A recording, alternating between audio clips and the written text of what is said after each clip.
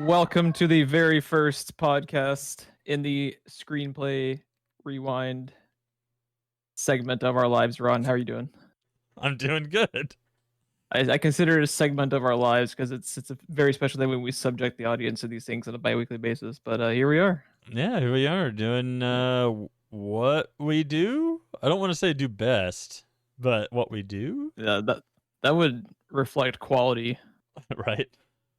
in some capacity, and that just is not going to happen. But yeah, so if you checked out episode 0, basically Ron and I did like a little introduction to ourselves, our background, and kind of what the gist of the podcast would be. But if this is your first time joining us, pretty much what we intend to do with Screenplay Rewind is to every couple of weeks kind of do a freeform deep dive, is how we've described it, into a particular movie.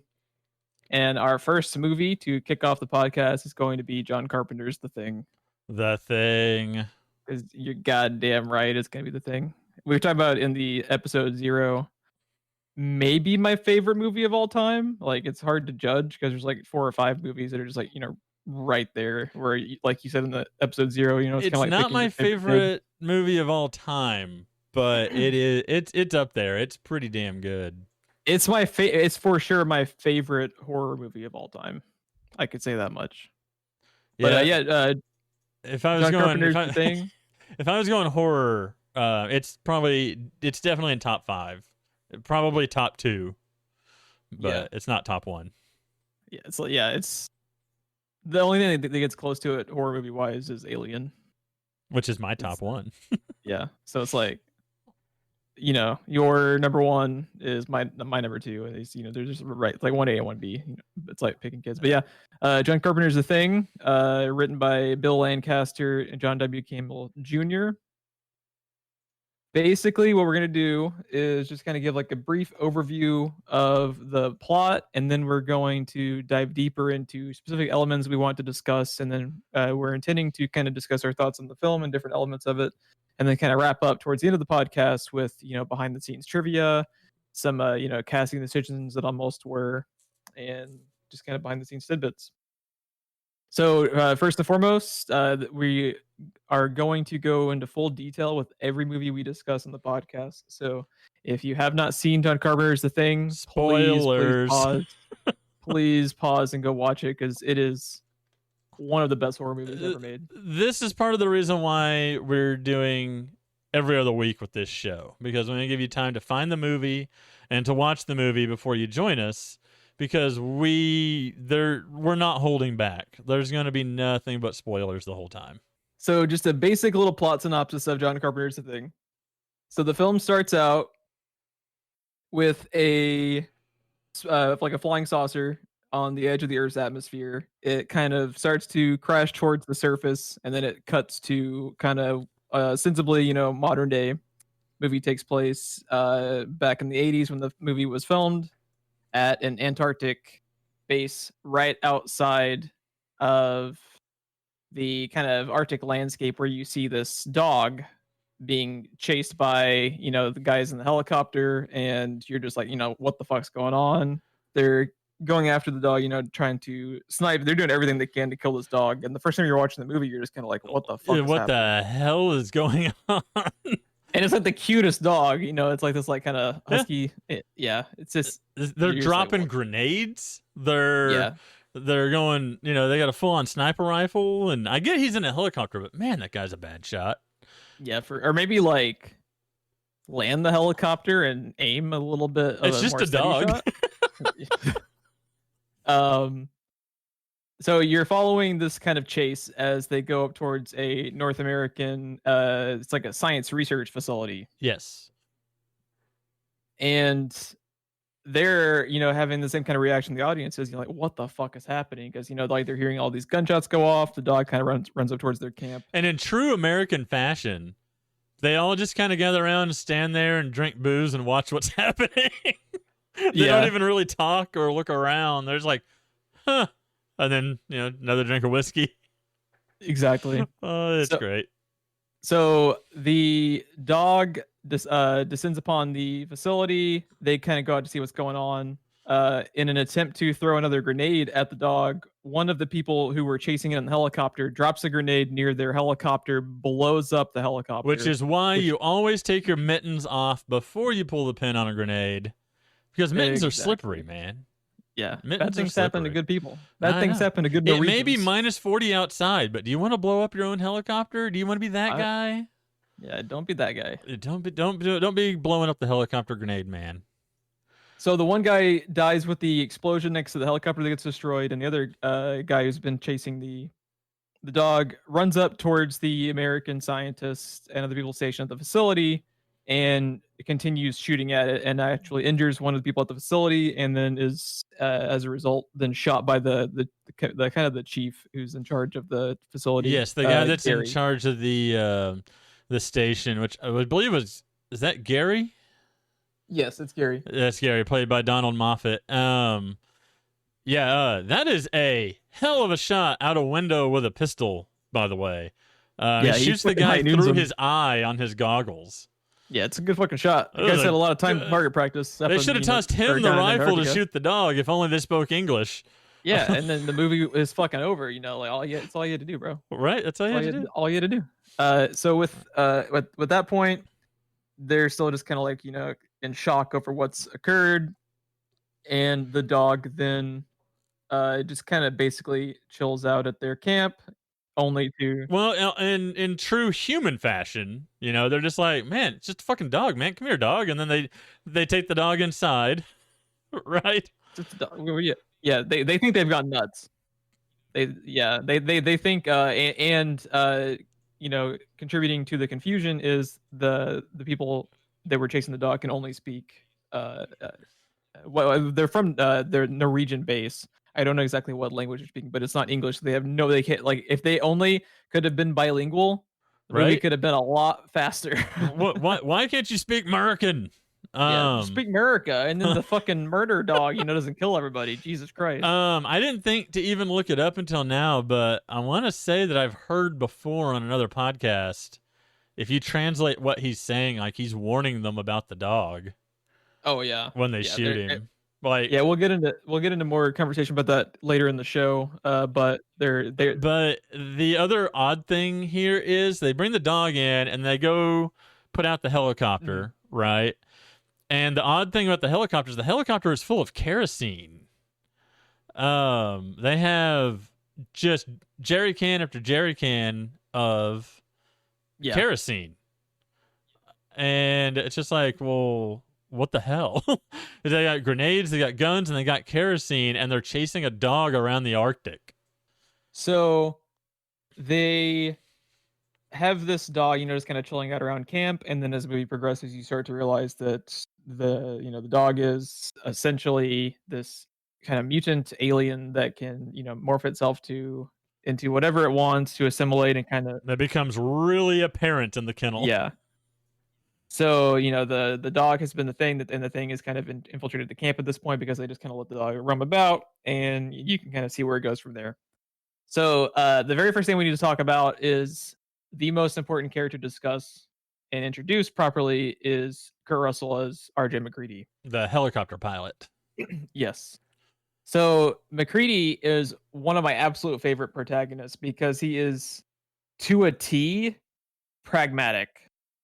Like when he is that kind of. It's a good way to describe him. He is, like, if you take all of his actions throughout the film and just this matter of thinking, he is that kind of audience stand-in for people who are typically watching bad horror movies, and they're like, "You're an idiot. Why didn't you do this?" Yeah, he is the exact opposite of every protagonist in a horror movie. He's like the exact opposite of that insurance commercial. We're like, come on, we got to hide and run in the barn full of chainsaws. But there's a running car over there. No, the barn. Like, exactly. He's the exact opposite of he's that. so pragmatic and just tactical in everything he does. Plus, I like his hat. Yeah, great hat. I want you to give me that hat for Christmas. Maybe I already did. You maybe did. Maybe it's my Halloween costume first. You don't know. I can grow a badass beard. It takes you a year to grow that, apparently. Yeah. So I looked it up earlier. It's like a 4-corner military hat because I was curious, like, where the fuck did they get that hat from? Oh, so you do like the hat? I do I like didn't that. even look up the hat. I was just curious because it's such a specific fucking hat. Like the first time you look at it, you're like, is that a sombrero? Because if you look at it from certain angles, it looks like a fucking And sombrero. at But the it's like beginning of this movie, he is not to be seen without this hat. It's either on his head or Yeah. on his back. Exactly. Yeah. So If you've never seen the movie before and you're listening to us, the reason we're talking about his hat is you need to Google it. yeah, Google Kurt Russell the Thing hat and you will find it. Also, just a tidbit, when I was Googling it earlier, is because I was trying to figure out what kind of hat design it is because it's so specific. Right. They sell replicas of it online for, I shit you not, up to $700. Oh I'm like, my what? God. Why? Is it made from leather taken directly from Kurt Russell's ass? I think it should have a fucking shape-shifting alien for $700 included. Are they just carving pieces of the thing off and fashioning them into hats? Because if you wanted to assimilate me, Jeff, you hand me a Thing hat. So the very first time they introduced McCready's character is one of my favorite little subtle bits of character development ever. And you are introduced to him as he is playing on a little computer chess game, right? So he's playing against the computer because there's just fuck all to do with this, Arctic base. In 1980. And yeah. It's late 1982 when the movie came out. Is that when it's set, by the way? It is set in the 80s, I'm pretty sure. Okay. They never specify it, so when they don't specify it, I just consider it, to kind of take place. Everything around them is very filming. 80s. Yes. A lot of their TV shows and stuff that they're watching and their fashion is very 80s, so it doesn't appear to be a throwback. I think if he was actually making it like a 50s throwback, there would have been actual tropes to make it a 50s throwback, because it's a loose remake of the thing from the 50s. Yes. Very, very loosely. It's like honestly the closest thing that it takes from it is the design of the title card. We would know if they were aiming for something like that because everything in this movie is deliberate. Make no mistake. Yes. We will get into more specifics later on in the show on just how much attention to detail went into this film. It was a passion project for literally everyone involved. It shows. Yeah. It really shows. So the scene with McCready when he's playing the kind of computer chess game, he loses the chess game. And the archaic 80s computers, like checkmate, checkmate, checkmate. He opens up part of the computer and dumps his glass of whiskey into it, destroying the computer. and now no one gets to play chess. And now nobody gets to play the chess game. What the fuck, Kurt Russell? So at first glance, the first time you watch this movie, you might even forget about the scene because it's it's just kind of like a funny way to introduce the character. But this is a genius way to introduce his character because this reaction to him losing this chess match informs his character throughout the entirety of the movie. Because his character revolves around, he might not be able to win, but he will make damn sure that you lose too if he can't. Right. And the movie just turns out to be this, back and forth kind of chess match with him trying to outsmart and figure out who's the thing, who all is infected, who can he trust, and just kind of trying to outsmart this alien that is so perfect at mimicking people that it starts to take over, different characters. Mm-hmm. And I just fucking I think the only character development moment I like better and is more clever and subtle than that McCready introduction is the scene in John Wick, where he's like, I heard you struck my son. May I ask why? He's like, yeah, your son stole John Wick's car and killed his dog. Oh, right. That's probably the only character subtle moment of indirect character development, that I like better. But fuck, it's so good. A close third to that, by the way, and I know this is a little off topic, but a close third to that is, or I guess that's 1A and 1B. So I guess number 2 to that would be the second John Wick movie when he's like, he one time killed someone with a pencil? Yes, I heard a pencil. A fucking pencil. A fucking pencil is a Peter Stormare. I fucking love Peter Stormare. Sorry, that was what. Anytime anyone Fucking mentions John pencil. Wick, a fucking pencil is what pops into my Fucking head. pencil. Yeah, I fucking love it. So, as we're talking about how the movie kind of just progresses, as you know, they're trying to figure out, who's the thing. It becomes this kind of back and forth, kind of exploration on paranoia and claustrophobia. And one just quick element I'd like to mention too is this movie. Even though I didn't know it the first time I watched it a few years back when I was younger, because I hadn't really delved into aspects of the writer, but this movie is very H.P. Lovecraft Yes. in its themes. That's one thing I was going to touch on later.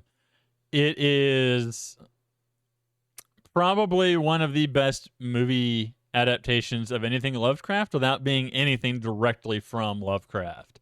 Yeah. The way that they treat the thing is very Lovecraftian.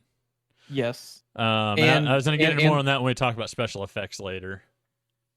Yeah, thematically with the effects, the Lovecraft story that it most closely relates to is At the Mountains of Madness, which is Yes. a story that similarly takes place, with scientists that are kind of overstepping their bounds in the Antarctic. They kind of discover something that they really were better off never discovering, and that's kind of the main theme of all of Lovecraft's work is, ignorance is bliss if you go too far in the other direction. Exactly. Yeah. The other thing I wanted to touch on is you mentioned claustrophobia. This movie is in the middle of an Arctic tundra. There should be nothing claustrophobic happening at all, but this movie is very claustrophobic because at one point, you the one way of looking at it is you're out in the open and all that stuff, but when you start talking about psychologically, you feel like the walls are closing in. Yeah. Because the way this thing spreads, when we get into figuring that out here in a minute, it literally means that it can be anybody, including McCready. Like, there's no reason to not suspect anyone or everyone. Yes.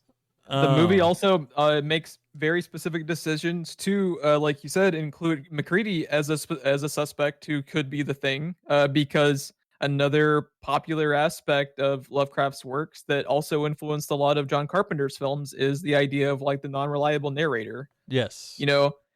You start to think about if the concept of the thing is it's this organism that can perfectly imitate a human, who's to say it couldn't imitate it to the point that it forgets what it is? You don't know. You never understand the full confines of like its expanse of the way that it controls itself. It's like maybe McCready is the thing, and he's the organism's just so good at it. It's so good at pretending it can almost like trick itself. And again, I'm probably getting a little bit ahead here, but I think they only mentioned this like once in the movie. The time span on this movie is about like 4 or 5 days, a week tops, right? Yes. They at one point, about halfway through the movie, McCready mentions he's been awake for 2 straight days. Yes. So it probably takes place over the course of about, I would say, like 4 days. I would say it's probably like another couple days after that. Where I want to say there's something with the radio operator, or maybe it was the chemist that was trying to figure out a test. Somebody somewhere, I thought I heard like they were in day 4. This is day 4 of not knowing who is the thing or how many people are infected. Yeah. So imagine in the middle of the Arctic tundra, you're isolated via radio. There's a storm coming. You can't fly because there's a storm coming. You're just going to crash. It's radio blackout, and you're just cut off. And they have mentioned, even before the shit starts going down with the thing, Windows, who's the character who operates their radio and it's kind of like their communications specialist, he's been at it trying to just contact the other Antarctic base for like a week. Even leading up to the movie, he hasn't been able to get through because there's interference from the storms and everything. So let's take a second to kind of introduce some other supporting characters. I think you might actually have do you have a list up with the actors along with it? I do. We've already mentioned R.J. McCready is Kurt Russell. Wilford Brimley was relatively unknown. He's playing Dr. Blair. I hope I'm half as cool as Knowles when I grow up. By the way, Yeah, Knowles is pretty sweet. The fucking rollerblading cook. yeah, yeah. Yeah.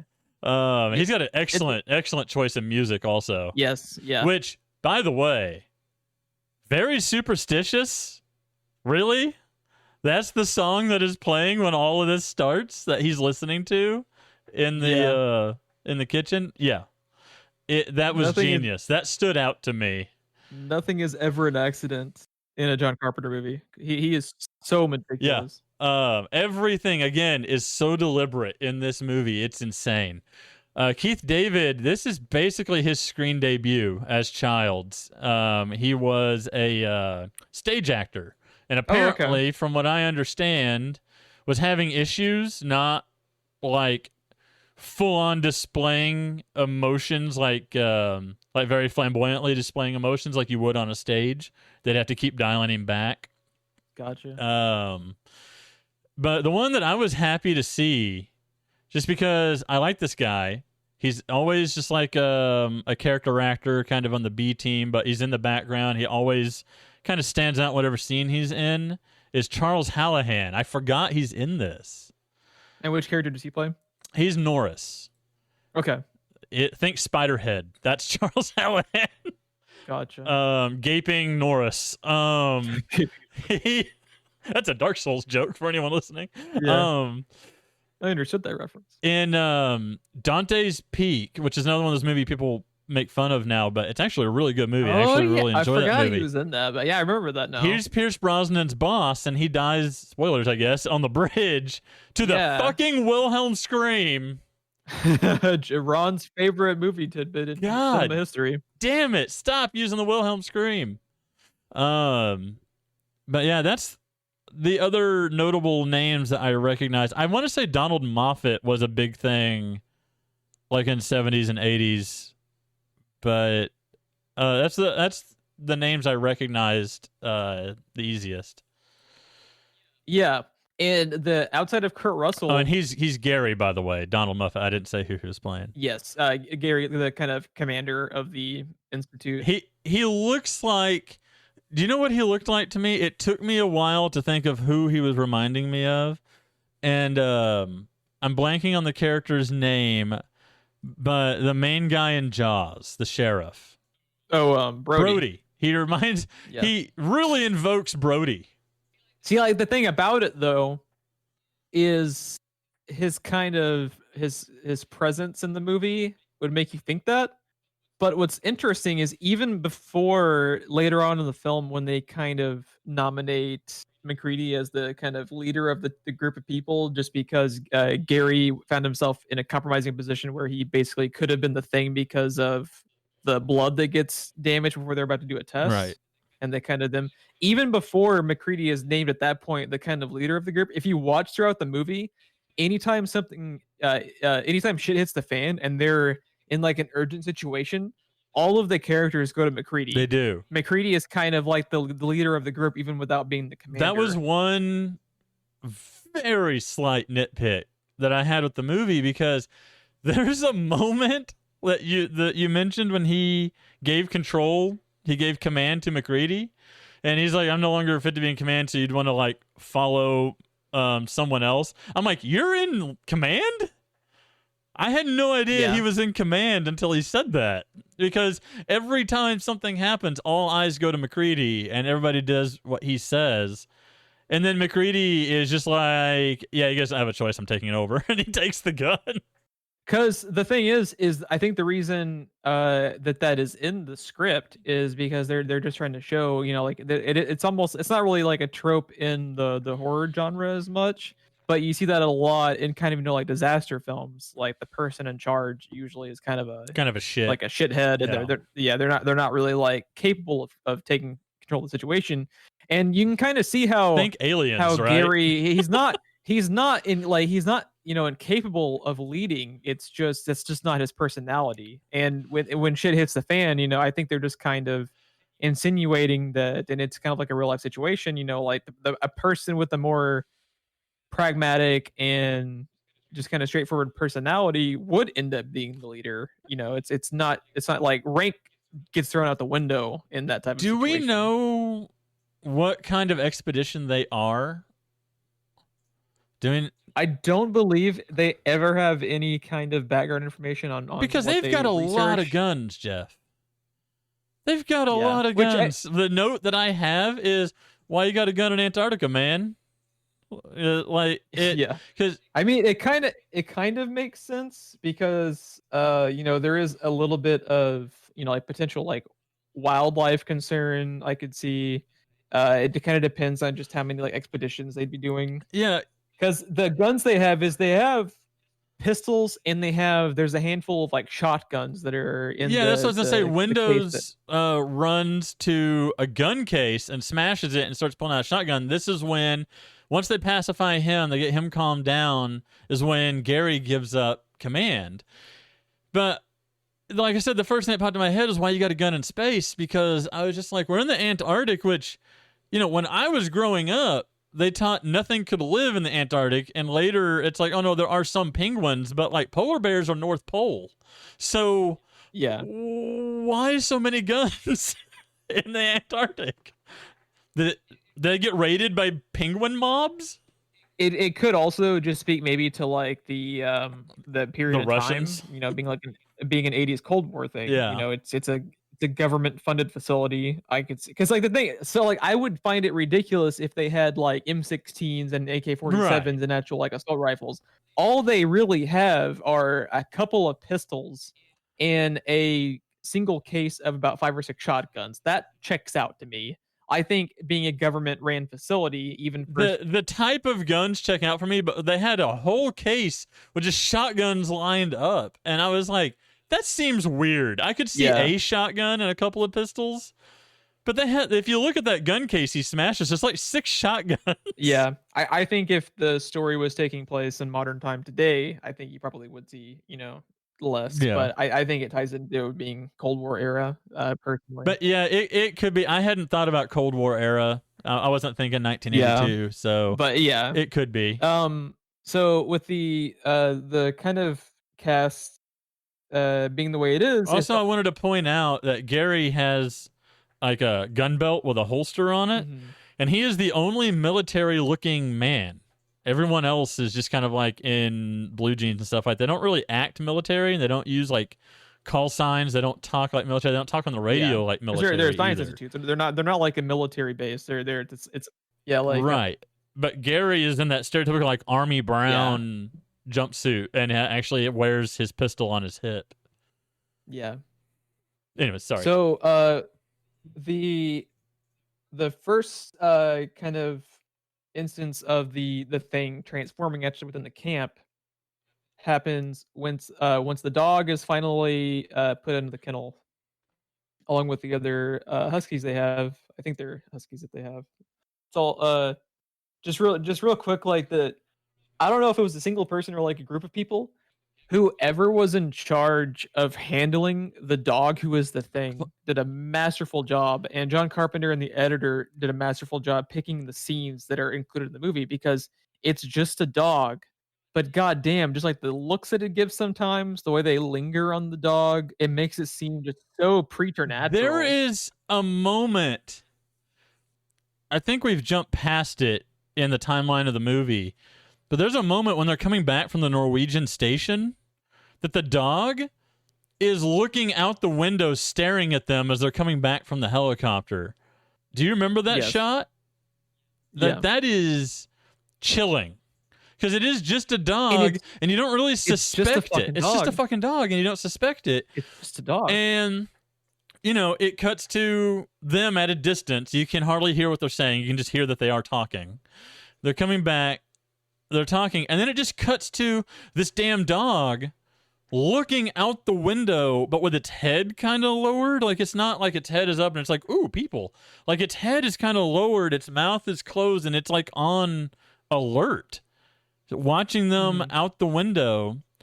And they make it very clear that he is watching them come back from the Norwegian station. And before, is it Clark that's in charge? Which I forgot to mention. Clark, Richard Masur. He's another character actor. He's one of those guys you never know his name, but he pops up in a lot of 80s stuff, I want to say. Yes. Um, Yeah, Clark is in charge of the dogs. Clark is in charge of the dogs, and they're in the rec room, and the dog brushes up against a dude. Now, that is chilling and important with the way the thing spreads, because it's basically contact to get infected. And the dog brushes up against the dude and then yells at Clark to put the damn dog with the rest of the dogs. And then he takes him, sticks him in the kennel, and then we're back to where we were just talking with the way the dog acts in the kennel, which is also very, very chilling, because this is the first moment that you're like, this is not a dog. So when Clark is walking the thing dog back towards the kennel, he opens the kennel. Okay, I'm and sorry. One thing, you just said thing dog, and it reminded me that no matter where you read anything, it refers to the thing by character name hyphen thing, capitalized. So it'd be like, I'm like Windows. It'd be like Windows thing. Cooper thing. Yeah, Windows. So the dog thing. And I also love too, just a tidbit I noticed, if you watch the movie with subtitles on, when they reference the thing is always capitalized. I just like that little detail. Oh, nice. There's subtitling. I was like, I saw that or earlier today when I was watching it, and that made me happy. I was just like, yes, you get me, guys, you get me. So when the dog is introduced to the other dogs and just kind of like walks into the kennel, all the other dogs are, just kind of napping, like lounging about, laying on their sides.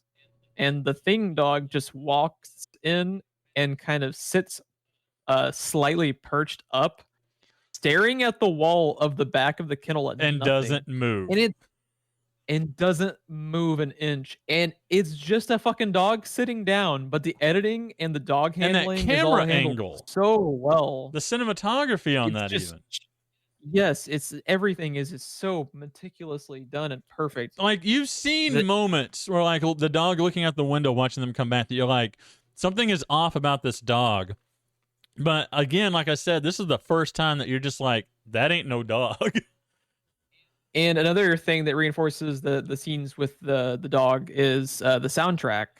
Yes, they kick in a bit of that John Carpenter-esque. That was one thing I wanted to comment on. Is it is very alien the way they treat music in this, because most of the time it's just environmental sound effects. There's very little music except for key moments throughout the whole thing. Yeah, which is very John Carpenter. That's an essence of all of his movies. A lot of his movies, I don't believe he did the music for The Thing, but a lot of his movies have this. But he definitely influenced the composer if he didn't actually make the music, because it's a very John Carpenter theme. He usually does these very synthetic, subtle themes that. See, I thought that he did do the music just based on listening to it. Yeah, it really sounded like it's a like something. Yeah, it sounds like very much sounds like something he'd do, but I think it was a different. Let's see, music by Ennio Morricone. I don't know if I'm mispronouncing his name, but he was the composer for it. Pretty sure I am too. But he did the music, and it's a fantastic theme, because it never overstays its welcome. It's always there with meaning, and it just kind of and it's not there to draw your attention. It just kind of moves into the background. Yes, because if it was, over present, it would start to kind of chip away at the claustrophobia, and just because just the ambient noise of like the winter storms outside is omnipresent in the mix for the sound design. It was so good. Do you think just real quick aside that is how? Well, do you think that is where The Martian got that idea? Because The Martian did a lot of that as well. And I noticed that part felt very, very The Martian. And it was Ridley Scott.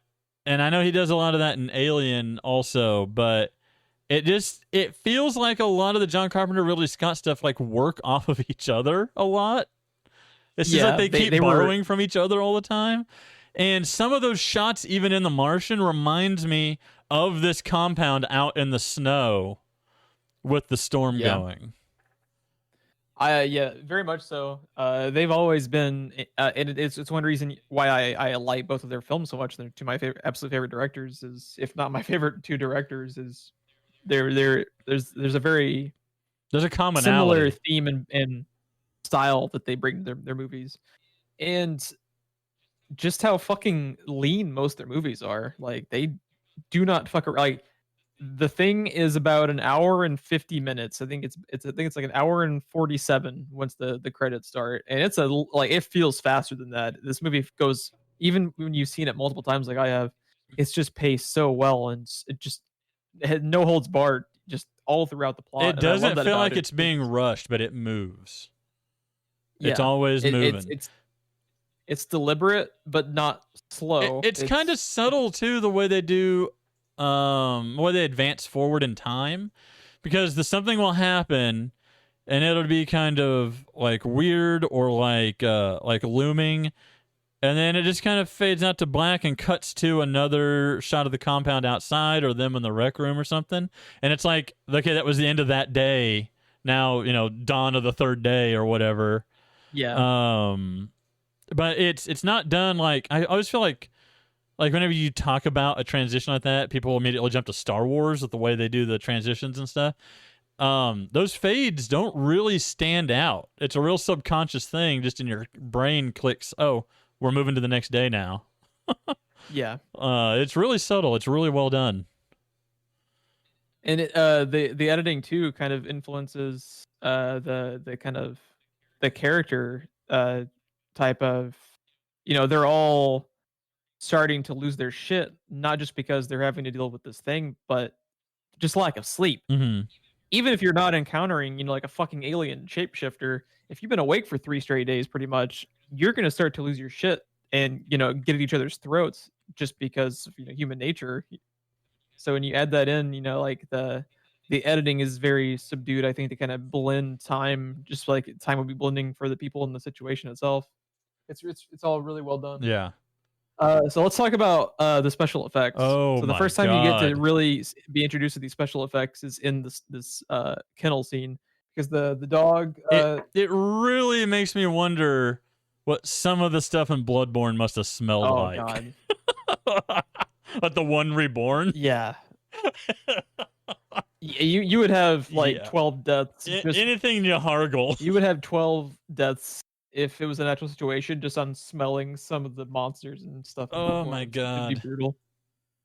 Or at least I would.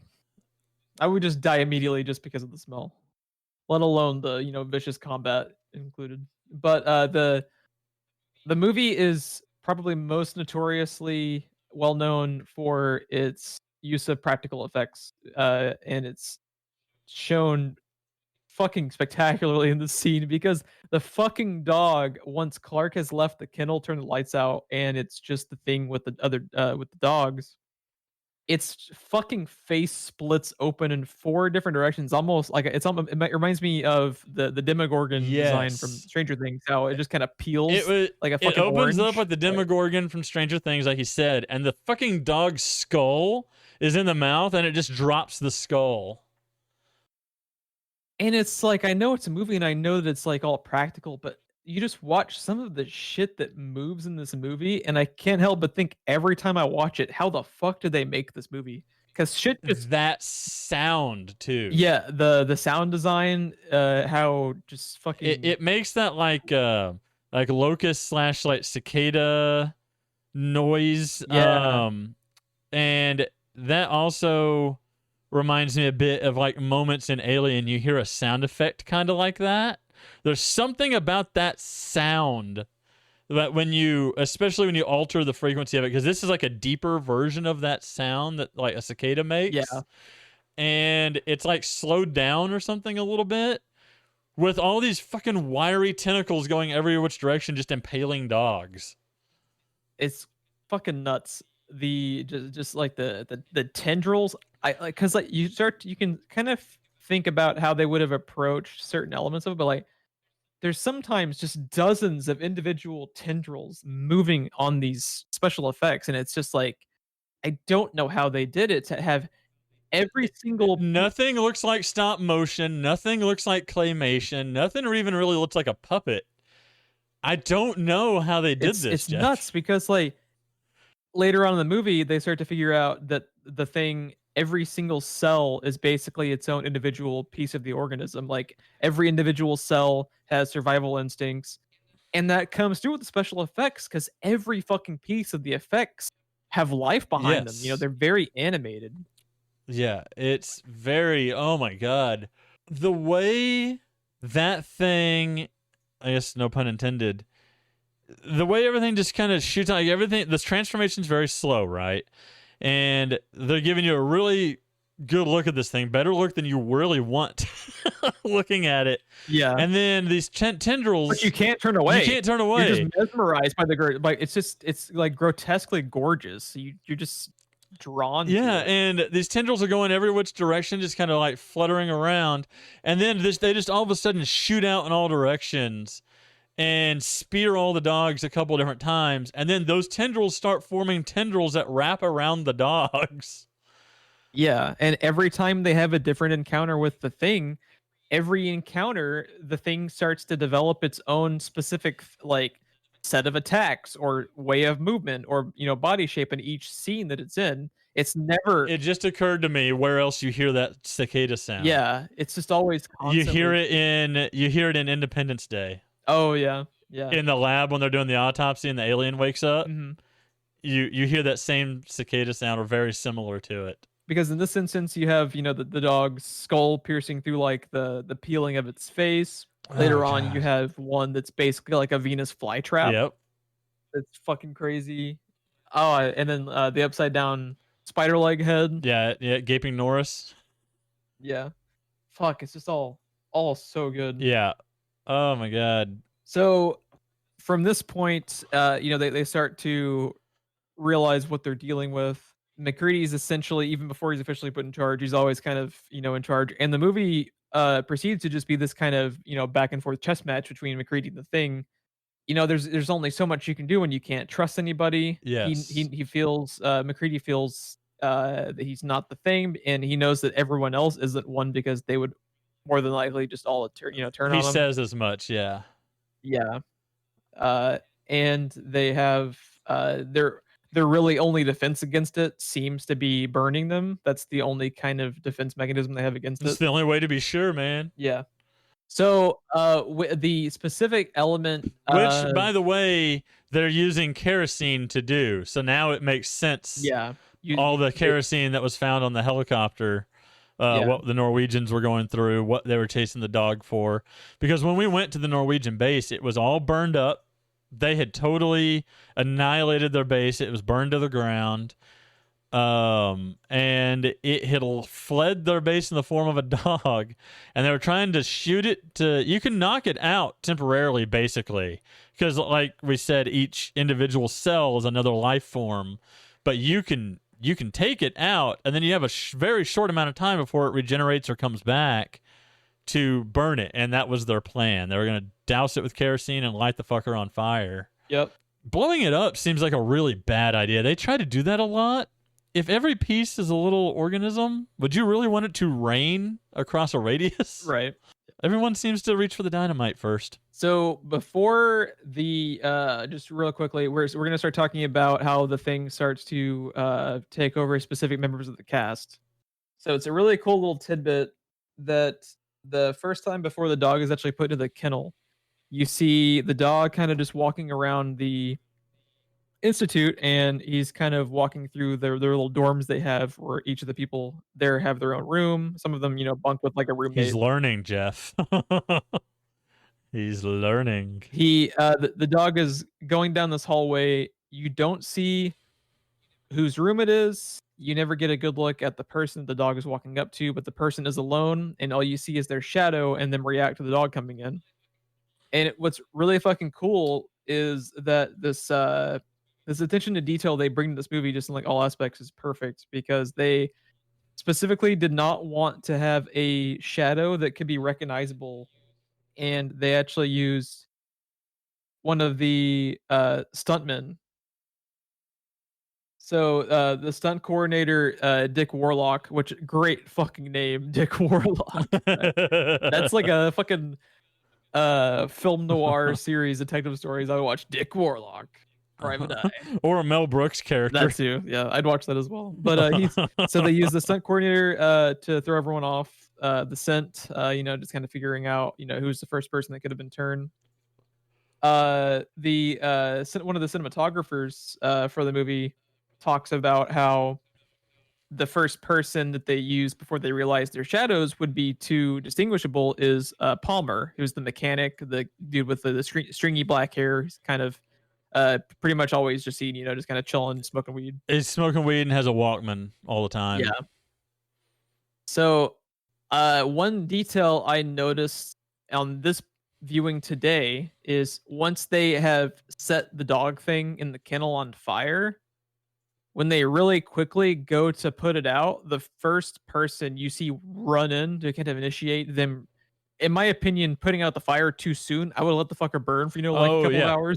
Oh yeah, it's Palmer, and I love that detail because that can't be an accident. Right. That it was originally shown to be Palmer who was the first person to be turned, and the one of the people who's the first to kind of go in and initiate them dousing the flames out is Palmer, and I fucking love that.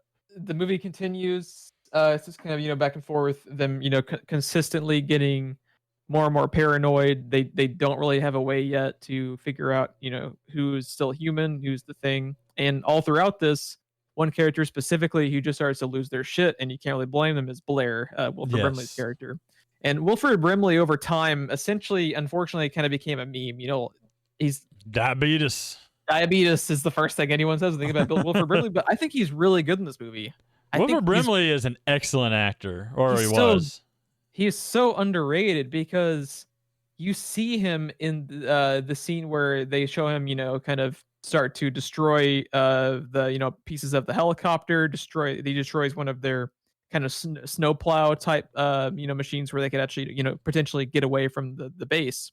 Yeah. Because Wilford Brimley is their kind of head scientist, and he has realized in the scene. I love 70s and 80s sci-fi where they always have to go to the exposition computer. Yes. Where the computer is this, or like it happens in Alien with Mother. It happens in the thing with Brimley and the computer, where the computer just starts spouting out exposition. Like in 3 years, total, Earth assimilation and shit like that. Like it makes no sense, but I love that trope. And then it cuts. My favorite part of that is once it says like in number of hours or whatever, you do the math, it's 3 years or the entire planet will be infected with the thing.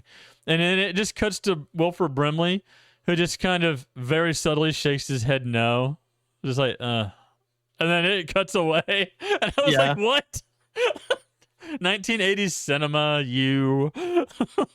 Yeah, and it's like it's so cheesy, but I love that. Aside from things like that, though, everything in this movie holds up remarkably well. Yeah, it's pretty much timeless. And I think part of that is the setting. We don't have cars, we don't have buildings, we don't have people walking around in fashion. They're out in the Arctic tundra. Everything there is equipment, right? And snowcats and stuff like that. And they're all just wearing the biggest, heaviest fucking jackets they can find, because they literally say at one point it is -40 outside. Yep. So I think part of what lends it to being so timeless is this is not not a movie about computer systems and stuff like that. Like I said, we don't have the fashion right in front of us. We don't have the cars. It is just what is essentially a military compound. I don't think it is, but that's essentially what this is. Mm-hmm. And that, I think it really helps it. So Wilford Brimley's character, he kind of goes nuts, and I think he just kind of has like this breakdown once he's very Lovecraftian, by the way, because he is the guy with all the information. And he doesn't tell anyone else. Yes, and in every H.P. Lovecraft story, information is the bad thing. The more information you have, usually the deeper into madness you fall. And he is the one that figures out what's going on before anyone. He's the one that's doing all this side research and not telling anyone about it. And the deeper he dives, the more paranoid he gets. the more like stir crazy he gets. He pulls out his gun. He smashes the radio. He Yeah. smashes the helicopters. He smashes one of the snowcats, right? The long range one or whatever. Yeah. He destroys that. He destroys the chopper. He destroys every method of transportation or communication to the outside. Wilford Brimley destroys. Now imagine he's not telling anyone any of the information that he has. Yeah. So the other character's like, the fuck is wrong with him? What is happening? But what's funny is when you realize what's happening and what's at stake, he's the most sane person there because everything he does is the smart thing to do. Yes. At that point, just based off, common sense numbers and like the rest of the world and the human species could potentially end if they go back to civilization with just one of those fucking things being one of the people there. They are all at that point, they were basically dead. They can no longer go back to civilization. They might as well be dead. They can no they the risk is might as well huge. be dead. They can't leave and they can't call for help. They're just fucked. And what's cool too is one of the elements that H.P. Lovecraft uses a lot into stories is kind of you experiencing the story after the fact and almost like a first person type of journal from the people experiencing the story. Because it never ends well for the person that is the main person in the story. Yeah. And a lot of their background that the characters in the movie learn through later on is by reading Wilford Brimley's diaries. Very true. As he was I didn't even catch that, but you're absolutely right. He is detailing because they when Fuchs the kind of second he's kind of like I imagine kind of like how Wilford Brimley seems to be like the chief scientist. He's kind of like the second behind him.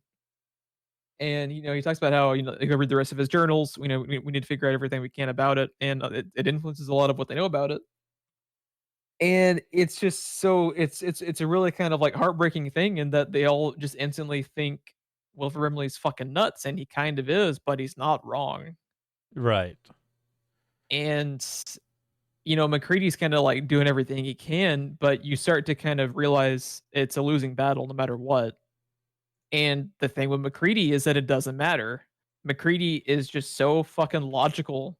He never, almost any other movie tackling this type of narrative weight as far as like what could happen to the rest of humanity would always have them, oh god, I have to get back to my wife and kid at home, something like that. They would have some type of selfish reason for needing to stay alive, and that just doesn't exist in this movie. All the characters, I love that about it. I think part of that too is we're a scientific research facility, right? Like we're not, I don't want to say civilian, but we're not a lot of, these aren't a lot of normal people. These are people that signed up to go to the Arctic for months at a time. Yeah. And they're scientists. They're using rationale, right? They're thinking about the situation. If this thing were to get to New York or Los Angeles or like Moscow or something, like if this thing were to get somewhere, the rate at which it would spread would be literally unstoppable. Yep. I mean, yeah. I mean, even just how many people do they have there in total? Like 12? Yes. Kind of around there. And, and it would be exponential. Within 4 days, potentially everyone at that point could have been, turned. It's just crazy just how, and they're aware of it for the majority of the time. And, they're actively combating it. If it just got to the mainland with no one being, any of the wiser, it could just, spread almost instantly. And they go and lock up Wilford Brimley's character outside in a tool shed. Seems cold. And one of the most just kind of like dark. What'd you say? Sorry. Said seems cold. Yeah, like when they're walking him out to the tool shed thing, and they're like, "What about your shack?" MacReady's like, "I don't want him in my shack." You're just like, yeah, I don't blame you there. But one of the most like just while we're talking about Brimley's character, when MacReady later on in the movie goes out to the shed and he sees him casually eating beans next to the noose. Next to the noose, yes. It's all that the scene is like straight up bone chilling. And no one mentions it. It's just there. They just have their conversation with a noose hanging between them. And again, very Lovecraftian, because if something terrible doesn't happen to the protagonist in a Lovecraft story, then it's suicide. Mm-hmm. In a Lovecraft story, the main person in the story does not usually survive it. And a lot of times it's a bullet to the brain, self-inflicted. And here we are, the next time we run into Wilford Brimley, he's just casually eating food, sitting next to a noose that he's crafted. Yep. And he's the one, again, with all the diaries that they're reading, the one with all the information descending into madness, all that stuff. It is so well done. Yeah.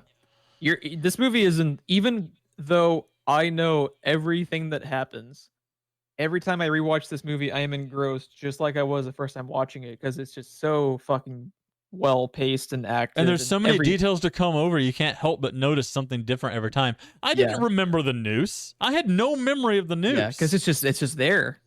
And he's acting, I never even realized that they're advancing the story forward through Brimley's diaries until you mentioned it right here on this podcast. Yeah. That's something new I just realized.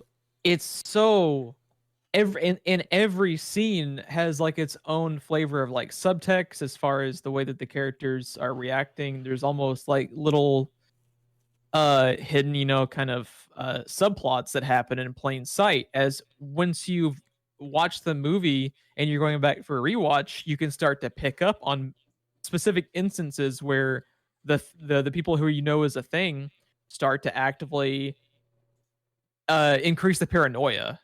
Yes. Like you pretty much know after rewatching it that Palmer is one of the things. Palmer is one of the characters instigating a lot of the paranoia, and you're like, the attention to detail they have with the script. I can't imagine how many times they had to do rewrites on it just to get it as perfect. Oh my god! Because it's so loaded, but you never feel the weight of it. It's just so good. So let's talk about probably the most infamous scene from the movie, and that is the blood test scene. The blood test scene. That's probably one of the greatest scenes just in Hollywood. It's so good. Just in cinema. It's so good. So after they have kind of had this little coup against MacReady because they find a shredded piece of MacReady's clothing outside of the base, kind of out snow. And Knowles cuts him loose. Knowles cuts him loose. MacReady finds his way back inside and kind of it's so badass. He fucking holds them at gunpoint essentially by holding a fucking bundle of dynamite. That is never not badass. Like it's so good. Brendan Fraser does it in The Mummy, and it's badass every time I see it. I fucking love it, dude.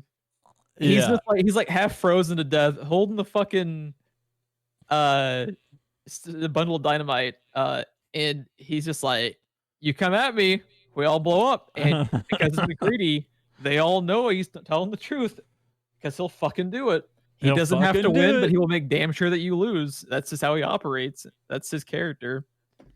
Oh, and it's worth mentioning, mainly because I want to get this quote in there, is they had gone to his shack, right? Because there's a point where Knowles says, "Where are we going?" And MacReady says, "Up to my shack." Knowles says, "What the hell for?" And MacReady goes, "Because when I left yesterday, I turned the lights off," and it cuts to his shack, and all the lights are on in his shack. I love that scene. And they were supposed to have been gone for what, 20 minutes? And it's been like an hour. And then Knowles comes back and has cut him loose because he found it's pointed out earlier in the movie that it cannot take you over without shredding your clothes. Yeah. It has to puncture your body. And since we wear clothes, it punctures our clothes. And MacReady's has there's torn clothing that has MacReady's name on it. So Knowles cuts him loose. And for those that don't know what we're talking about cutting loose, I guess it's worth mentioning. In an Arctic situation like that, where you can have whiteout situation where you can't see, and especially at night when there's no moon or stars or anything to guide by, there's usually lines set up all over the camp that you clip to. and you just follow that line between the buildings and you can't get lost. And Knowles is saying I cut him loose. He's saying he cut his line when they're out there, so he's left him to wander in the middle of a whiteout blizzard, minus 40 degrees outside, with no way of knowing where he is or how to get back. And pretty much anyone less fucking stubborn than RJ McCready would have died. Exactly. But Kurt Russell just fucking refuses to let the thing win it at all costs. He's Yes. so like he almost like takes it personal, which is Yes. really cool because he never is concerned about surviving really. Like it doesn't even really come across as a thing. He's like he mentions it briefly at certain points where he kind of references them, hey, can we turn the generator back on? Yes. But it's almost like an afterthought. Like there's like it's almost like he's realized the situation is so dire that all that matters is killing the thing. Their survival is just kind of like it's like a null point.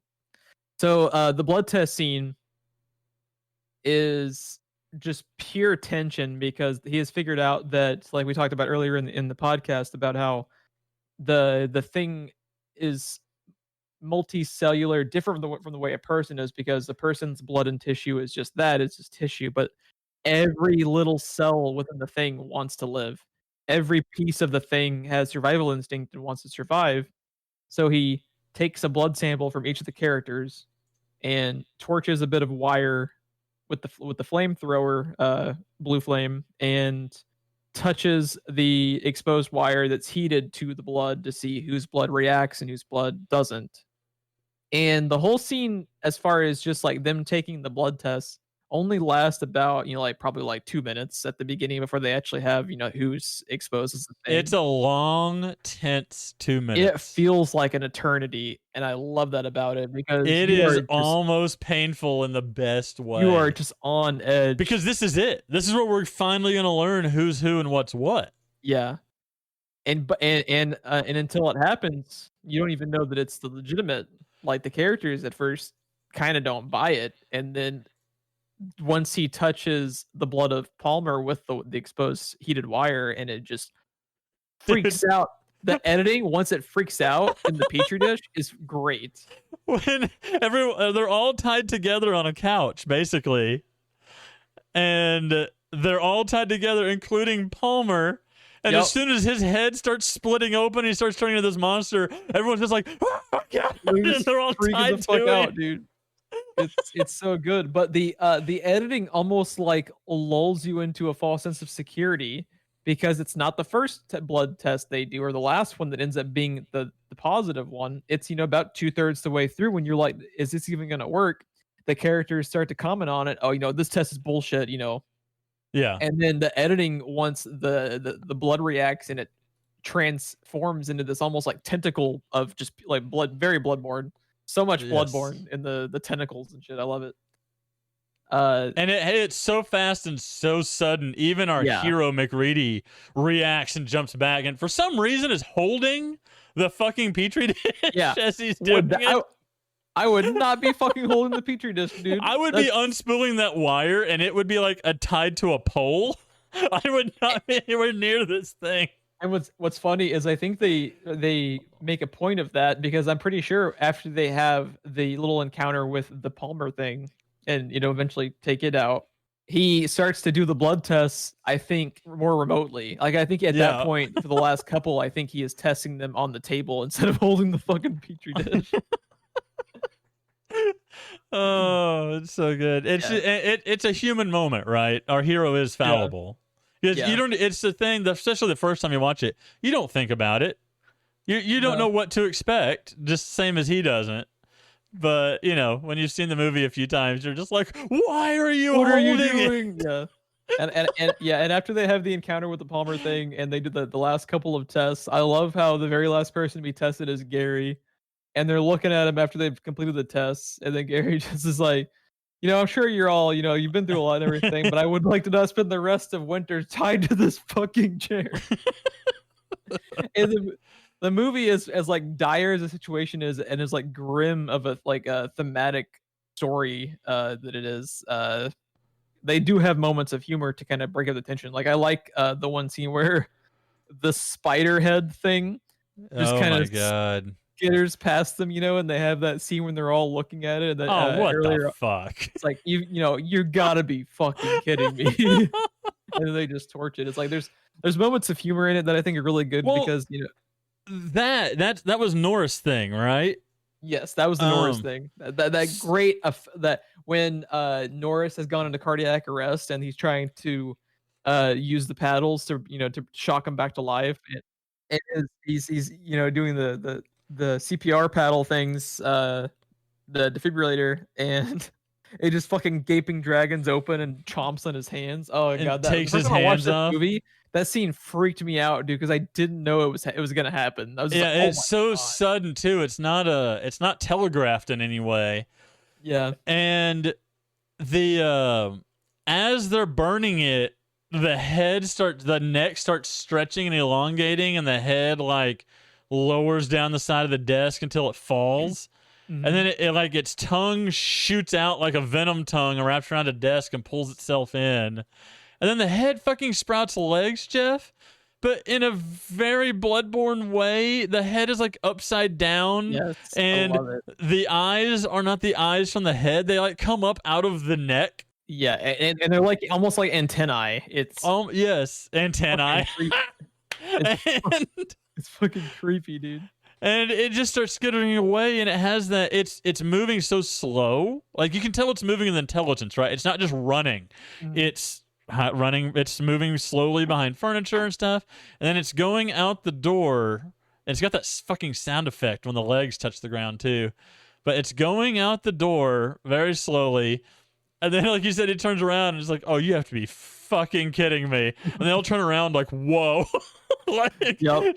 Then they just fucking torch it. And that scream that the monster does every time that it is lit on fire. Oh man, so good. The sound. Oh, it's so good. Sound design's great. Especially, it's just like I'm one of the people that kind of contend there's no such thing as a perfect movie, but goddamn, this movie is just It's about close. flawless. There's nothing you can really pin, and I think that's just like crazy too. Is like like this movie wasn't well received initially, which is just mind numbing to me. Oh Like, my god. what movie were you like? The fact that even if you look at it now, the thing on Rotten Tomatoes, like let's see like what the score is. It's not as high as it should be in my opinion because it's just a classic. And it's so like 85%, which is pretty good, but for a classic, like who the fuck watches The Thing and gives it a thumbs down? I don't get that. I don't get it either. It's got 8.1 on IMDb. Maybe you think it's a little bit overrated just because of how hyped it is and how beloved it is by some people, but to just disregard it outright with a rotten rating, that's crazy to me. I don't get that at all. Yeah, I don't get it. Some of those quotes are somehow, by the way, one person criticized it as being boring. I do not understand how it would be boring. I've watched this movie so many times, and I find it I enjoy it and like it even more with each viewing. It's never boring, and especially the first time you see it, there's so much predictability in like the script and everything. Like we were talking about like with the fucking the CPR scene, the tension of the blood testing. It's so tense. I don't get how you could be bored. Oh god, I know. You're almost exhausted when it's over because it is so tense. Yep. But one of the quotes that I had here was from a guy at Newsweek. I thought this was an excellent quote. I think it's wrong, but I thought it was an excellent quote. He felt that the film confused the use of effects with creating suspense, and that it lacked drama by sacrificing everything at the altar of gore. By the way, altar of gore. If we ever do a horror only podcast, that's fucking great. Write that down. Write that down. Let's do an episode 0 on that and get it on iTunes so no one can take it. I'm pretty sure that was a subsection of the Bloodborne DLC, the altar of the gore. altar of gore. I was like, you're totally wrong, Mr. Man at Newsweek, but that is a great quote. Fucking metal as fuck. Oh man. So as the movie progresses after the blood test scene, it just starts to basically become a race against time because the thing has once the characters kind of have to start splitting up to do various tasks around the compound, they realize that the one of the people who have been turned has taken out the generator, and they have limited time before it gets even colder and is enough to just basically kill them as they freeze to death. Because it's fucking cold, even with their generator going, it makes it livable of a condition, but without it, they're pretty much doomed. Yes, and it is pointed out that at this point, the thing has basically given up on getting to the mainland, and it is just hoping to freeze again. Because when they found it, it had been frozen in the ice for 100,000 years. Not when the Norwegians found it, sorry, to clarify. It had been frozen in the ice for 100,000 years, so it can survive being frozen, and it has come to terms with the fact that it's not going to get what it wants yet. So there's going to be a rescue team at some point Yep. coming because they've lost contact with this station. And they haven't had contact in over a week. So now, if it just bides its time, everybody will freeze to death. The rescue team will come carry back the bodies, and the thing will again awaken, but now on the mainland. Yep. That is a hell of a hand to play. So yeah, it essentially is the checkmate against McCready at that point. The thing is about this creature, Jeff, it's not. It's been showing intelligence, but that is a level of strategy that is terrifying. That's the thing that makes the Predator so terrifying to me over a xenomorph, right? Is that level of intelligence. The fucking Wilford Brimley was building a spaceship in his basement, in his tool shed basement.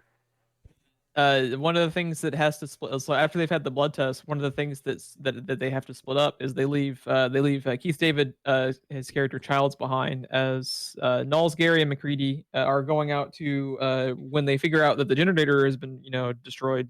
They're going out to perform the blood test on Wilford Brimley's character, and they figure out that he had the kind of hole in the bottom of the tool shed where he had this like fucking underground tunnel. Yes. This labyrinth that leads over to where he was building the spaceship you're talking about. Again showing you that time has elapsed in this movie. And what right. They didn't do that in a night. And you realize that Wilford Brimley was turned in the middle of a stay out in the tool shed because he did make the noose. Well, and it makes sense with his character that he was going to kill himself because that's their only kind of way to combat the thing. Is they need to. It's the only way out. And like that, his acting in that scene with McCready when McCready has gone back out to the shed earlier on, where he's just like, I know I was acting a little crazy, but I'm fine now. I just want to go inside. Like the way he delivers those lines is really chilling and great. He's so fucking good in this movie. Yeah, it's just it really bums me out that I don't think anyone ever realized just how good of an actor he was. He never got the respect as a character actor I think he deserved. Yeah, no, he's definitely missed. Yeah, he unfortunately passed away in August just this year. He did. I want to say the 1st of August, actually. Yeah. But yeah, dude, that whole scene, the way it's revealed that he is now Blair Thing. That's when they decide to kind of they're kind of being pushed into checkmate, and they have decided to take their own action back against him, and they just kind of go and start torching the whole compound. Probably what the Norwegians did, because the whole base was burned to the ground at the begining of the movie when they went and checked the Norwegian base. Which So this is probably exactly the same conclusion the Norwegians came to. If only they spoke English, everything would have been fine. Yep. Yeah, no, it's crazy the way, if you pay attention at the beginning of the movie, they basically tell you everything that's going to happen from the Norwegian base. I love the effect too when they do go to the Norwegian base and you see the guy who is when he is slit his own wrists and the blood trickling down him is frozen. Fuck that. Into like a blood sickle down to the ground. He's holding the straight razor, and from his wrists and his neck is just these blood sickles that go from the wounds to the ground because it's so cold. His blood has frozen. So I fucking love this movie so much. Oh, it's I so could talk good. about this movie for like 6 hours and just still find new shit to talk about. So they start to torch the facility, and eventually, it leads to McCready, Knowles, and Gary as the kind of the last three because they know Childs is kind of MIA. When they were near the generator, they see Childs kind of just walk off to something off screen. They don't know why he's left, the base where he was stationed inside. They specifically told him to kind of stay. He leaves the compound, walks off screen. So for now, it's just these three characters. They go down to start continuing with the setting up the dynamite as they're trying to just take out every little thing to so that they don't really talk about it, but like the characters they seem to have kind of come to an agreement. They talk about it vaguely, but it's just like, let's just set everything on fire. We're kind of fucked. They at this point they kind of even stop bringing up the like how are we going to survive this. They've all kind of come to the Yes. Actually, if you pay real close attention, they haven't talked about that in a long time. They haven't. No one has mentioned Yeah. survival in a while at this point. Which I love that about all the characters because like usually movies would have some type of subplot going on, like artificially creating like pathos for the characters to try to make you care more, but doing the opposite makes me care about the characters more because you respect them a lot. This movie really respects all of its characters. Yeah. What's interesting the first time you watch it is McCready has a line about how none of us are making it out of here is basically what he says, if not exactly what he says. I can't remember the quote. And nobody reacts to that. They just kind of look amongst each other and then just go back to listening to McCready. And your normal reaction on first viewing is like, wow, okay, they just kind of bought into that. But if you actually, like I said, are paying attention to the movie, no one has mentioned survivability in a while. Like, this is kind of the same conclusion everybody has come to, but McCready is just saying it out loud. Which is so good because like I'm so like you said, like I'm so glad that the protagonists and supporting characters of the story are from the Scientific Institute. They're very pragmatic about it. They're very selfless about it, which is cool. Like I love that they're all selfless about it. They're not thinking about themselves. They're just thinking about how the fuck do we stop this from getting to the mainland.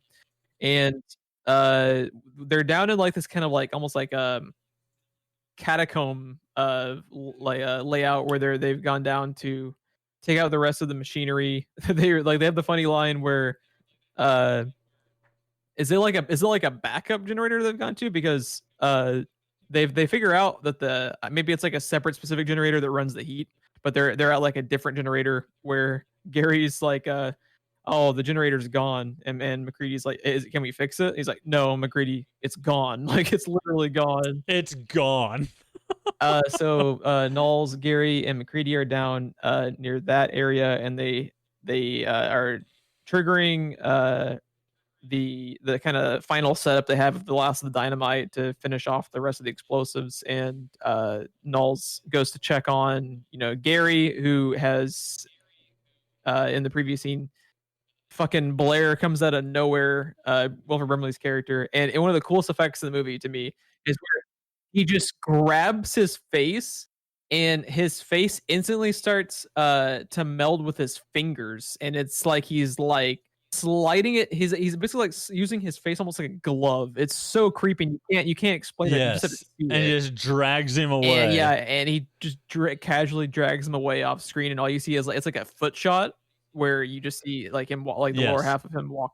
It's like from the knees down, and you see the body being dragged. Yeah. Can you imagine being dragged by anything, let alone being dragged by your face, so fucking Jeff? good. Like, it's so good. And then so Knowles has gone off to kind of see like what the fuck happened with Gary, and McCready calls out one time, like, hey, what's up?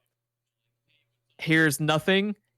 Instantly has lit dynamite. Like McCready is taking no fucking risk, no fucking risks at all. He's just not going to chance anything. He just refuses. It's almost like I was saying earlier. It's like it almost becomes personal just because he's so fucking stubborn. Yeah. And then in one of the greatest lines of the movie, the thing has this really fucking cool effect where it's like almost like a fucking graboid. It's like tremors beneath the snow towards him, and he just backs out of the way after it's popped up. And it's like a combination of like the dog skull almost kind of like It's a melded. little bit of everything. Yeah, it's like a little bit of everything. And then almost like a fucking cuckoo clock from hell, one of the dog bodies like comes out of its body at MacReady. Yeah. And it's just like, what is happening? And it's almost like it's like an amalgamation of all the different it's the One Reborn is what it is. Yeah, Google Bloodborne One Reborn, you got it. Yep. Because the thing that sprouts the dog head is the it almost resembles the Venus flytrap yes prosthetic they had. So and then like I was saying, like the greatest lines ever is yeah, fuck you too, and he just throws the fucking dynamite stick at it. Just blows the quote on IMDb is "Thing roars and screams." MacReady, yeah, well, fuck you too. I love you, Kurt Russell. I fucking love you so much. Oh, it's so good. So Kurt Russell leaves that scene, walks back up as they have this kind of like wide shot of the compound, just like this massive fucking explosion as all the dynamite's now been triggered. And MacReady is just kind of like walking around the camp as it's just in flames. He goes, takes a seat, has his whiskey with him, and then Childs, who disappeared earlier, walks up to him. And I've got the quote if you want. Yeah, go ahead. Childs says, "Fire's got the temperature up all over the camp." Well, last night they had this discussion first about where Childs was, and he said that he thought he saw Blair and went after him, got lost in the storm. And then the last lines in the movie before credits is, "Fire's got the temperature up all over the camp, but won't last long." MacReady says, "Neither will we." Child says, "Well, how will we make it?" And MacReady says, "Maybe we shouldn't." And Child says, "If you're worried about me," and MacReady interrupts him and says, "If we've got any surprises for each other, I don't think we're in much shape to do anything about it." And the Child says, "Well, what do we do?" And MacReady says, "Well, why don't we just wait here a little while and see what happens," and then passes him the whiskey. Yep. And then it just leaves you on this shot of them drinking whiskey as we go to credits. I fucking love this ending so much because I almost feel if any other director had taken this project besides John Carpenter himself or like a Ridley Scott, there either would have been studio interference or the director himself would have been like, we have to have like a more concrete ending. We can't have this much ambiguity, because like ambiguity is kind of like it's been kind of like the thing in Hollywood over the last like 15 years or so. A lot of movies, in almost like an attempt to like artificially elevate how like artsy fartsy you want to say like the movie is, they have they generate ambiguous endings just for like the sake of having them. Right. But the ambiguity of the ending, I think, just perfectly suits like the themes in play. And well, I think one reason why they let him get away with it too is this is Universal. They're the monster movie people. Yeah. Right. I mean, you hear about Universal monsters a lot, right? Mm. So they're the monster movie people. And if I'm not mistaken, see, this is 1982, so John Carpenter should be flying high off of the success of Halloween.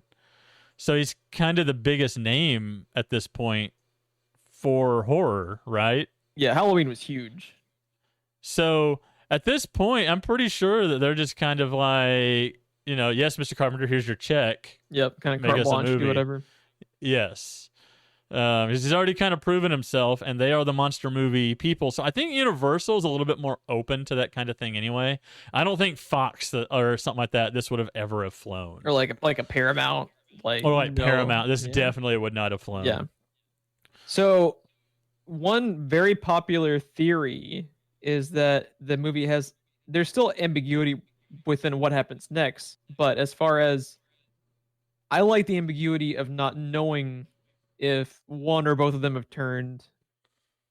But there's a very popular point that people have made online in that you see MacReady's breath very visibly, but the breath that comes from Keith David's character, Childs, is more subdued, and they have a couple of brief glimpses of it where they just couldn't avoid it. But they made it like an active effort to have Childs be shown as the thing because of the breath, and John Carpenter himself has confirmed this. They went out of their way to do this. I actually don't think they should have. I would prefer them just have complete ambiguity on who's the thing and who's not. Why is why does the thing either A, not breathe, or B, not warm? It's also not consistent because they have the yeah, instance earlier on in the movie where one of the people have been turned and you see its breath, you see the dog's breath. So yeah, and it also is contradicting the script because they talk about Blair talks about how it makes a perfect imitation. A perfect imitation that doesn't fucking breathe is not a perfect right, imitation. right. So the way I look at it, I think it's an interesting theory. I personally don't think that's what the script was going for because of everything else as far as the context of the ending. I think the script probably called for more ambiguity and didn't include the thing with the breath. That feels to me like a Carpenter add-in, which I like. Yeah, Literally, the only thing I don't like about the movie is the fact of the breath. But I like that they so like my kind of like head canon for the movie is the breath doesn't matter. right. I like the ending to me is the one that's on the page, and I really feel I haven't read the script, but I feel like that was like a kind of tacked on thing. And from my personal view of the ending, I don't believe he's the thing, and it's just completely ambiguous. And I like that as a whole better for the ending personally.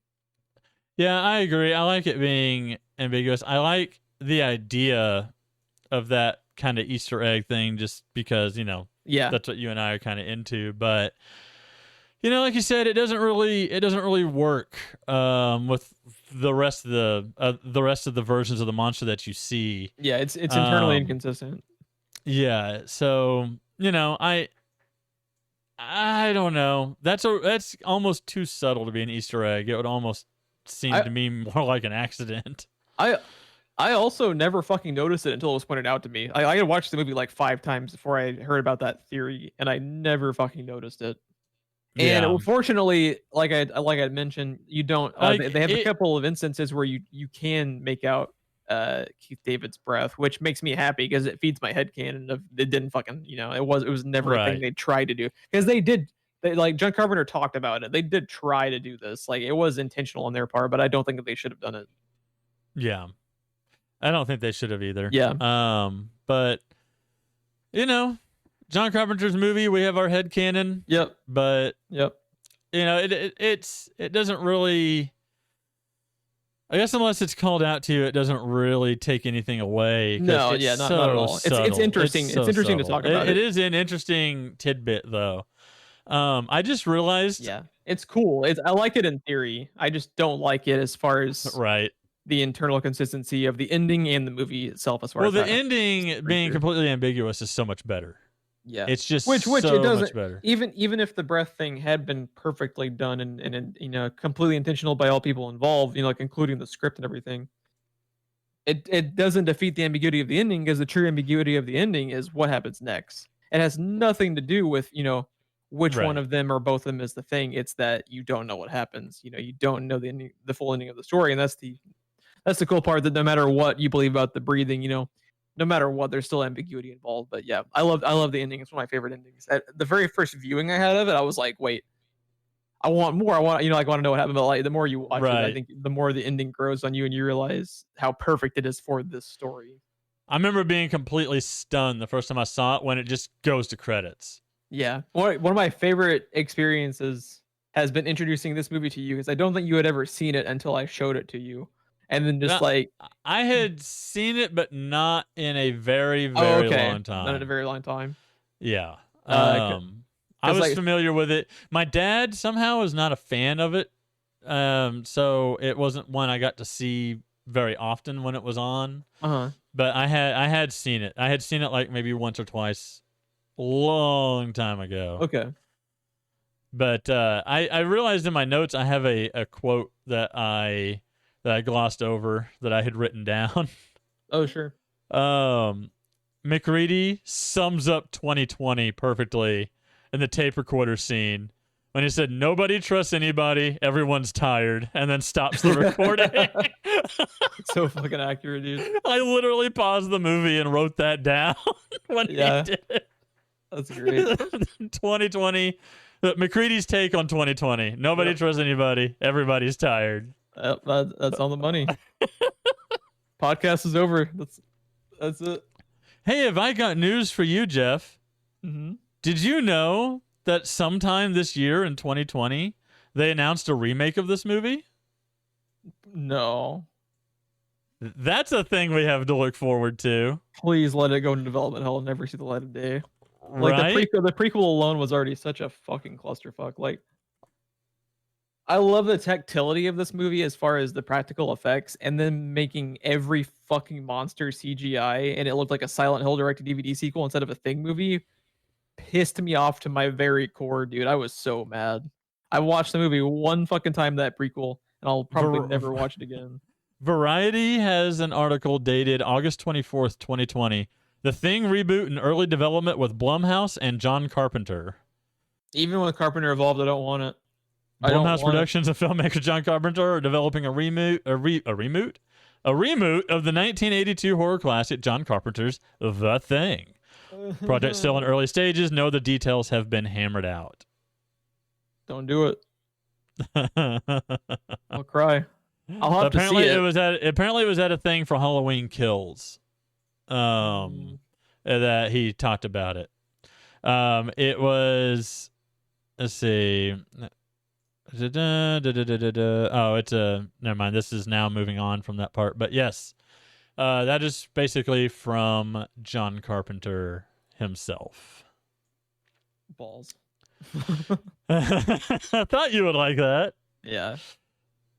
Oh man. Do we want to talk a little bit about casting? Because I found some interesting stuff on the Wikipedia page. For sure. About casting, and I want to hear your reaction to some of these names. Go on. So Kurt Russell was the last actor to be cast. Interesting. I did not know this. He had worked with John Carpenter on developing the ideas for the movie. John Carpenter would talk to him about it, but was not actually planning on casting him. So this is not from McCready. This is just some of the actors the studio was talking about involving. Okay. Christopher Walken. This fucking thing it's just, it was a fucking dog. I thought you would love that. These guys, yeah. Jeff Bridges. Okay. Which I guess the dude what versus is the thing. Okay. Yeah, right. The dude thing. Yeah. This fucking dog thing, it really ties the room together. Now, another interesting choice I could see him playing Nick McCready is Nick Nolte. Yeah, I can see it. That was someone they talked to, and they were either unavailable or declined. And then Sam Shepard showed interest but was never pursued. Yeah, he would have been good. He would have been a good. These two names I don't recognize offhand. I'm sure I would know them if I looked them up. But Tom Atkins and Jack Thompson were very strong contenders for the role of McCready. Tom Atkins. I know him from something. Yeah, I know that name. Was he? Okay, I remember. Yeah, he had been in The Fog, the John Carpenter 1980 version. Mm-hmm. And then Jack Thompson, I'm looking up right now. I know his face. Yeah. He's in episode 2. Let's see. What are his more like notable roles? Halloween 3. Okay, so another John Carpenter, right? Or was 3 Carpenter? No, I don't believe so. I don't believe it was. That was either. when they started to mix it up. But yeah, he had some either supporting role or like a major character in some 80s film. It could have even been he was in Creep Show. Yeah. I know you're talking about. Yeah. He would have been a good one of the, as far as like one of the members of the Institute. Yeah, they were in talks to be McCready, Tom Atkins and Jack Thompson. Okay. Other people, I thought this was an interesting list. I didn't realize that this bullet point mentions Tom Atkins again. But Brian Dennehy, this is not McCready, this is just, again, general casting. Brian Dennehy, Chris Christopherson, John Hurd, Ed Harris, Tom Berenger, Scott Glenn, Fred Ward. He would have been so good as one of the characters in this. You mentioned Tremors, Fred Ward. Nice. Peter, is it Coyote? And I don't know Tim McIntyre. Damn, there are a lot of people fucking talked about for this. Could you imagine Scott Glenn or Fred Ward or Tom Berenger or Ed Harris version of The Thing? It's like Kurt Russell will always be McCready in my heart, but I would like to see all of those movies. Right? Because they're like, man, like they really understood the characters of this movie. When you just like when you hear that list and almost all of them, you're just like, yes, like they just got it. So for the role of Childs, Jeffrey Holder, Carl Weathers, Bernie Casey, Isaac Hayes, and the front runner was Ernie Hudson. And he was almost cast. He was almost completely under contract until they met with Keith David.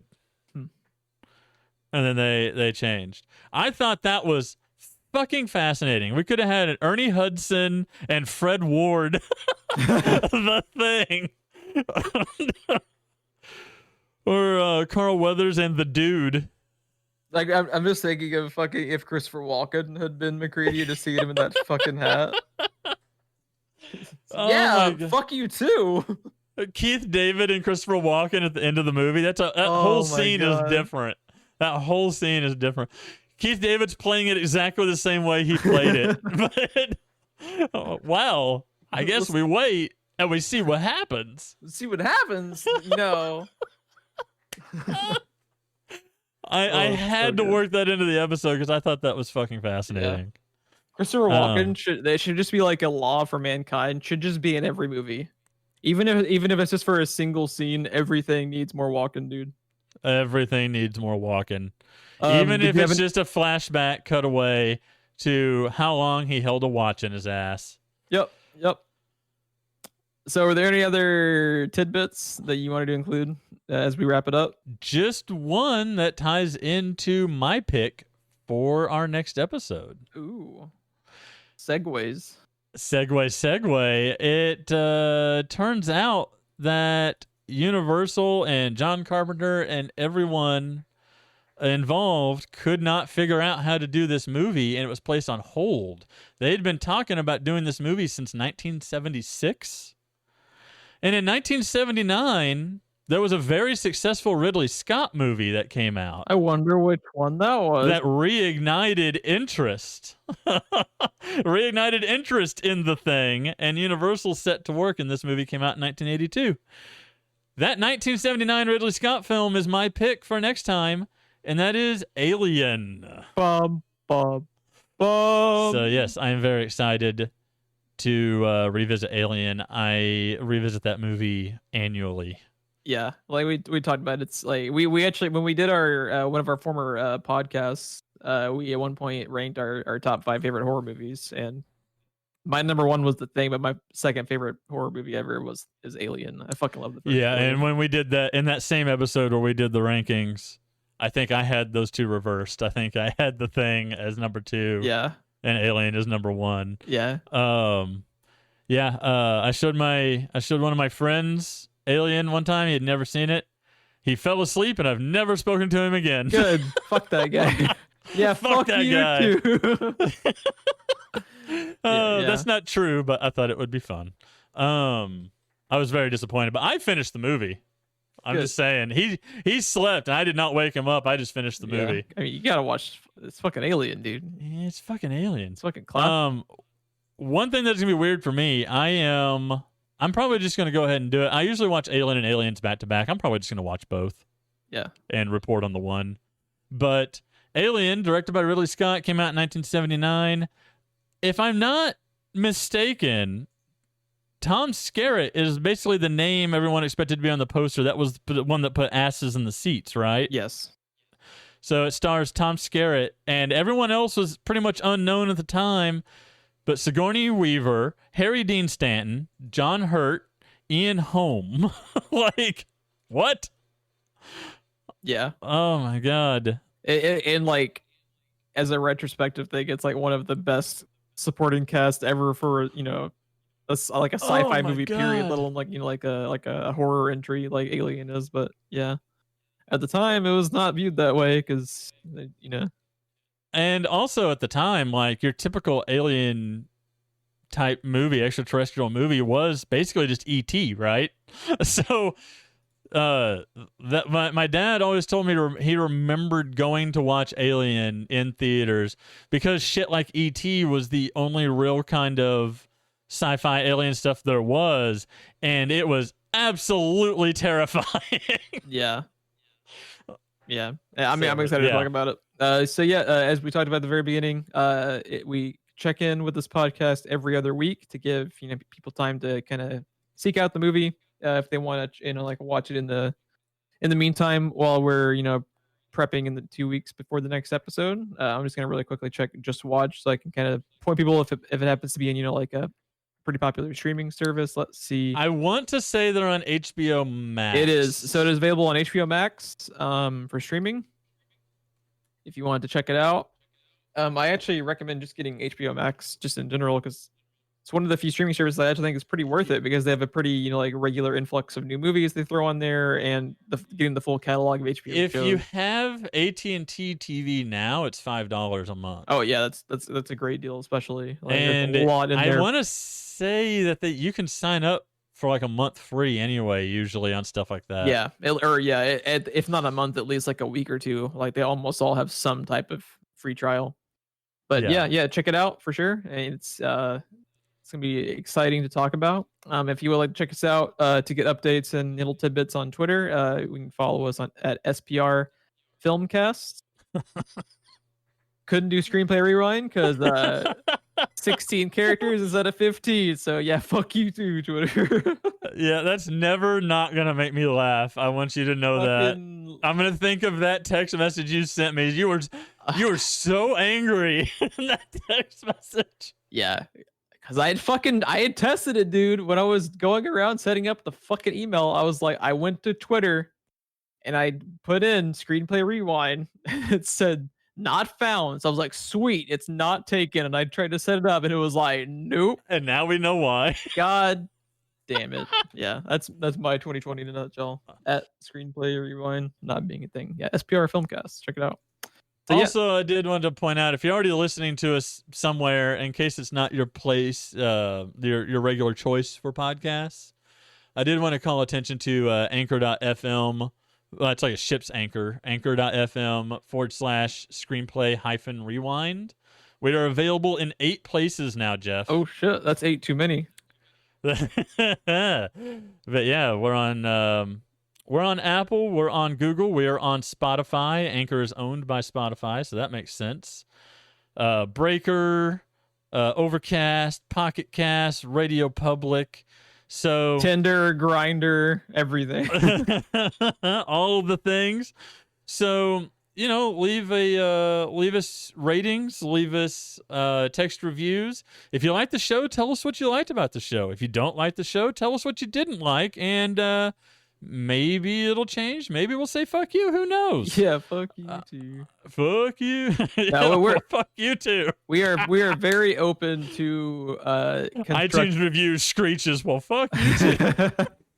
we are very open to constructive criticism, and I just realized we are about and what you did with my mother last night is not constructive criticism. I just want to put that out there. And I just realized we are almost hitting the full runtime of the thing, so we literally could have just done a fucking commentary. Pretty much. Yep. The last thing that I just had to say is, do you know what studies are showing the number one way podcasts grow their audiences, Jeff? Go on. Word of mouth. So if you did enjoy the show, please inflict it on others. Yeah. We're going to spread this bitch like the fucking thing Parasite itself. Let's go. Yes, exactly. The only way we can be stopped is with dynamite and flamethrowers. Yeah. So, yes, please tell friends. Tell Grandma. I think this is a great show that Grandma would love. It's like, hey, Grandma, you like bad Christopher Walken impressions, right? This podcast is the one for you. So, yeah, that is the easily the best way you could help us out. Yep. Yeah, we appreciate just retweet it. There's going to be tweets about when episodes go live. Just retweeting it is one of the easiest ways you can help us out. Yeah, and it is greatly appreciated. We greatly appreciate it. And even if you're just listening, we appreciate you listening. Exactly. Yes, all are welcome. Yep, indeed. So check back in a couple weeks from now for our review and deep dive into Ridley Scott's Alien, and we will see you then. Thanks for listening.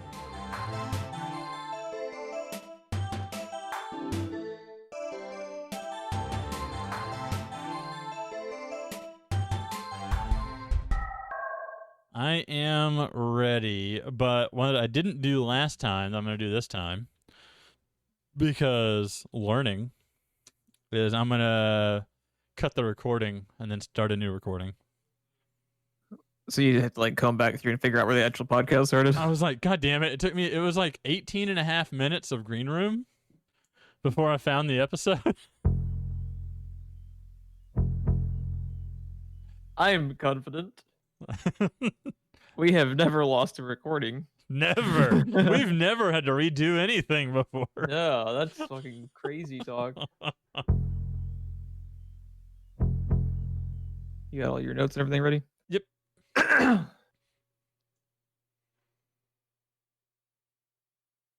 me get a little bit more water just so I don't run out in the middle of the podcast. Be right back.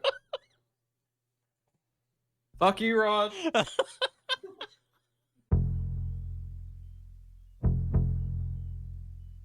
Now we are recording. What the fuck? I said I was going to start a new recording real quick, and then I was going to I start. thought you said we were good. And I was waiting for you to confirm so I could start recording. Oh my god. Can I quit this podcast before it even gets started? Is that a thing I can do? My writer clearly stated no fucking blue ballsing in the green room, okay? Oh, we have fun here.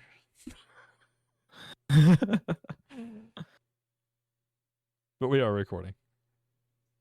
But for real, start the fucking podcast. But for real, god damn it, Jeff. Pretty please with sugar on top. Clean the fucking car.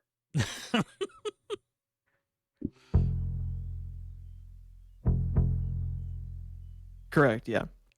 I'm sorry, I lost my voice. I'm coughing up water. Is there also a spider? The thing has got me. The thing. Go on without me. Oh god. I gotta test my blood real quick. I'll be right back. Okay. My apologies.